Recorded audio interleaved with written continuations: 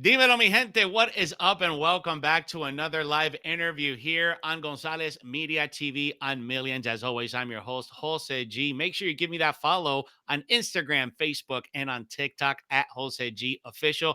And subscribe to the channel on YouTube at Gonzalez Media TV and smash that notification bell so you never miss whenever we drop brand new content. Ladies and gentlemen, we have an amazing actor slash stuntman slash combat sports fighter all the way from Danish. He's got over here from Vegas joining us here on Millions. We got Kasper Jorgensen joining us today. What's going on, Kasper? Happy How you Tuesday to doing? How you. you Thank you doing? for How you joining doing? us today.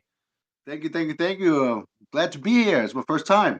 Oh man, and you know what? And we were just talking, but before we went live, that is my first time interviewing a stuntman, so I'm actually even more excited about today's conversation. But before we get started, Casper, where can the people follow you on social media so they can keep on tabs on what you're doing in your journey? They can find me on at tscfit.com. I mean, at tscfit USA. At Perfect. tscfit USA. Perfect. Yeah, guys, make sure you follow. He has a great Instagram. You got great content out there. So make sure you guys show the support for Casper. Now, Casper, we were just talking a little bit before, and you did confirm that you are an actor slash stuntman. You're out in Vegas, man, but you're also head of security for the MFL, the Made Fight League, that's going has a live pay per view going on here on Millions on June 27th. So, Casper, tell us a little bit about the event coming up in June. Well, I don't know exactly the details yet because Trap is keeping everything on a hush hush. But I do know it's going to be a live streamed event. It's going to be a fight card of 16 fighters. Wow. A- And the special part about this is the fighters don't know who they're going to fight. Whoa, that's a first. Yeah, so what it is all the fans actually goes in and select what fighter fights what fighter. And it's the same Interesting. when it comes to the results. If they go, there's only one round and it's 10 minutes. So if you Whoa. survive the 10 minutes, the fans, the subscribers will select the winner. There's no referees, there's no point card, no point system, no nothing. Whoever the fans think is the best fighter is the one that's going to win the fight. Wow, that's true interactivity right there, because you have the fans in live time, almost like an American Idol, but for MMA. Exactly, exactly. It's great. It's great. That's a great idea, man. And how long has this been off the floor now? I would say I think we started maybe like 4 months ago, 3 4 months ago. We started Whoa. on it, and then he started getting sponsors, and start getting people involved in it, and now he's building this whole thing on Discord. So all the fans and all the people that want to be VIP, so the VIP fans that pay a little fee to be there can actually talk to the fighters, can actually talk to the That's people involved, so cool. and behind the scenes, watch the people train, get ready for the fights. Whoa! And so, how did this all begin, man? Like, you mentioned to me a little bit before when we were talking that you guys were like exchanging ideas. So, how did the birth of MFL Made Fight League start between you and your associate? Yeah, I think we were just sitting in a restaurant eating sushi and stuff, and then he said, "Man, I got an idea. I want to make a fight league where the fighters actually get paid monthly on all the revenue coming in on merchandise and stuff like that. So every fighter that gets signed get a monthly paycheck, and then when we have the full card, if you are good and the fans like you will stay on the card. And if the fans say, 'Hey, man,' or let's say you lose 20 fights, but the fans love you, you stay in. But if you don't have the charisma that the fans are looking for, or they think they don't like you, they can literally vote you out of the league. Wow, that is very innovative. It's almost like marrying American Idol and then a little bit of the WWE in there too, because you gotta, if you're gonna be on the platform, you gotta be likable. You gotta have some sort of a character for the fans to keep voting you in Yeah, to stay. So that's really cool, man. but I think the big plan that we're looking for, if there's a lot of growth within it and a lot of fighters that want to get involved, I talked to Trap and said, "Hey, man, what about we do it like the NFL? Every state has a team. The winning teams from every event will then go fight the other states to become the ultimate MFL champion within the United States." That's wild, man. I love that concept. It's very reminiscent of kind of like what they do in Eastern Europe and in Russia with all the different combat sports competitions they have. You know, they have like some of the 5-on-5 combat sports Yeah, obstacle courses, and I think it's in either in some parts of Russia. I even know some parts of Netherlands have some of those crazy obstacle sports out there. But yeah. it's very interesting to bring that concept out here to the United States. I love that. And of course, our main goal is if it really works out, that we build the fighters gym in Vegas, for example, and we have the MFL gym. We're gonna put cameras up everywhere. That's 24-hour footage. So if you are a VIP member on Discord, you could go in and watch people train. You can get one-on-one with the fighters after their sparring sessions. You can literally see everything. That's amazing. That is such an amazing concept, man. And then, guys, you guys can catch the pay per view live on Millions June 27th, the first one. Man, I'm excited to see this, man. So, Casper, where do you fit in all this, man? Are you going to be fighting that Made Fight League on June 27th? No, Are you going to I be stopped fighting. you Yeah, stopped plus fighting? How long it's ago? man, I used to teach jiu-jitsu and MMA fighters back in Denmark. I was the first Whoa. Danish jiu-jitsu practitioner that opened a real jiu-jitsu in Denmark back in 2001. And then all my students I had back then, they're all black belts today, third and fourth degrees, and I have like six, seven Badass. schools all over Europe and stuff. But it's just crazy that because I'm more the guy that want to teach us on the mat. So we would because back in Denmark there was no jiu-jitsu and that back then it was like Wing Chun was like the thing. Yeah. And I would have people coming into the school all the time and challenge me left and right in front of my students. And like old school stuff where the little it don't work. And then I was like, well, you want to fight me? You fight this guy over here that's like 120 pounds. If you beat him, you get a chance with me. And they never beat my students. So it That's was like, real old school. That yeah, is real. I mean, that kind of reminds me of like the Ip Man movies where the kung fu masters would just walk into the school. I want to challenge your master. You know, I love it's that. true. It really happened. Even I had an exhibition when I had an opening of the school. My family was there. There was guests. There was snacks and coffee. And then these three guys just walked in. Man, your shit don't work. And people thought it was part of the expo, part of the demonstration, but it was real. I got That's scratched wild. because of the guy's wrist. I mean, his watch scratched me, and I popped his leg in a leg lock, so his shoe came off, and he became a student. Wow. Man, that is absolutely wild. So, Casper, let's move things over now to what you do now for a living. You're an actor and a stunt man working on movie sets, action stuff, man. Tell me about that life, man. How did you start off in the stunt world? I was actually it was by accident. I was working security at Aria, and Jason Bourne production came to Aria to produce the last Jason Bourne movie Love that back in movie. 2015. Yeah. And one of the assistant directors or producers saw me and said, "Hey, man, I got a job for you."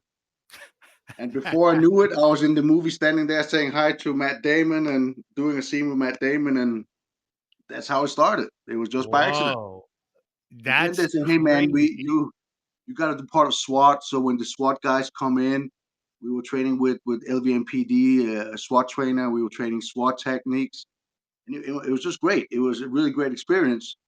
And then from there on, it was just people would call me out of the blue, say, "Hey, I need a guy, I need a bad guy, or I need a guy playing Sabretooth for a Wolverine fan film." I'm like, "All right, I can be Victor Creed, no problem." And it just went like that. And you certainly got the physique and look for it too. I mean, you're a pretty big dude. How tall and big are you right now? I think I'm 6'2", 255. Oh, you're a big daddy meat. That's what we call over here, big daddy meat. So you've had the opportunity to work on Jason Bourne and countless other movies, man. What's been like the most memorable set you've been on? Eh, It was probably when I did this Bollywood movie from India, and we were out at Mojave Desert, and we are on one the it's like airplane cemetery where all retired planes go out there, and then we were Really? doing some fight scenes out there with these big people in India, and because of high winds, they had to shut down production for a couple of days. So Whoa. I spent those 2 days investigating pretty much every airline that was there, climbing into the planes through the wheel, the front wheel stem of the plane, up through and into the cabins, and just enjoyed myself going through every plane on the cemetery. That was probably the funniest part, and Man. that's why I had the uh, Bonner. Bonner was there. He was part of that production. He disappeared all the time. It was a crazy set. Oh man. Now you mentioned that you got to work a little bit with Matt Damon. Any other high profile actors that you got pleasure and privilege to work with? I think Matt is probably the biggest ones Yeah. as of now. Yeah, What was he because like? super nice. Shook hands and we had a scene where he walks in backstage. He steals somebody's ID card and then he steps into the back of the house and he shows the ID card. And I had no lines in the movie, but I just do what I do at work because I work there. So I was like, "Thank you, sir." And like when he shows it and then walks in, and then they came over and said, "Hey, man, you spoke on the movie." I said, "Well, I didn't know I had. Shouldn't. I just do what I'm supposed to do." And you walked in, and you stayed in the movie. It That's was just awesome, ad dude. lib added to $1 million Hey, production.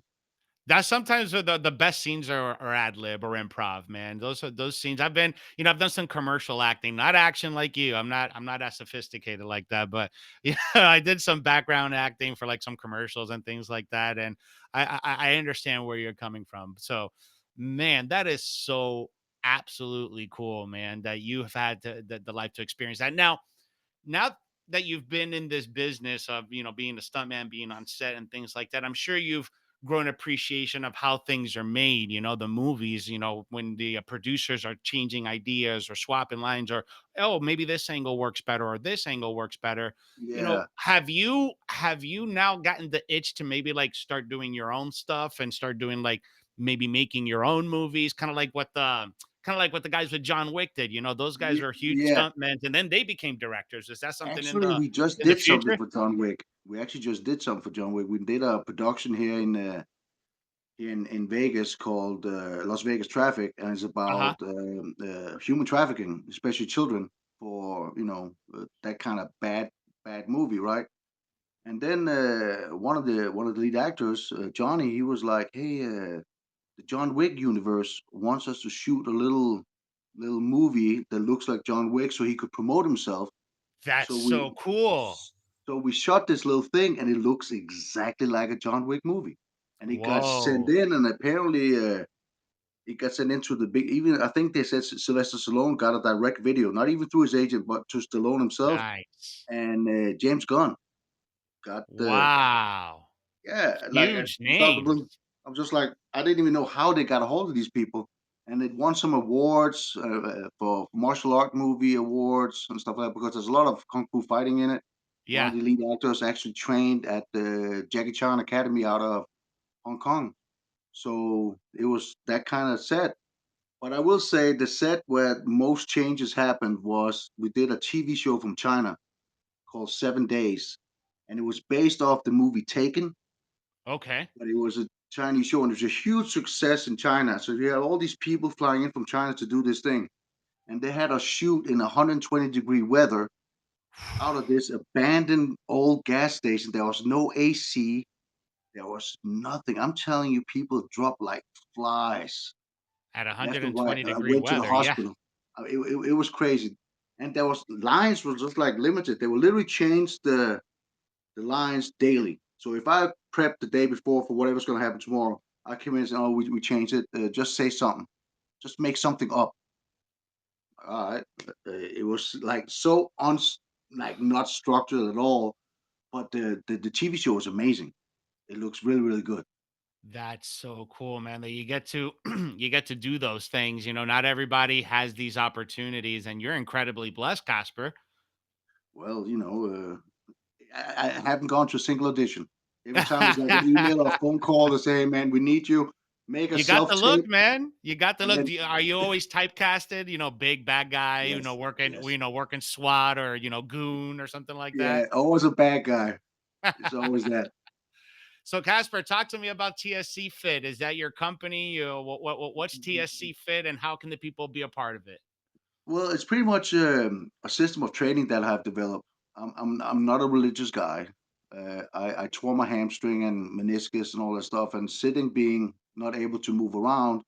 One day at work, I had this epiphany that I got physically sick, that I had to draw down inventions, like inventions that I could get patents on.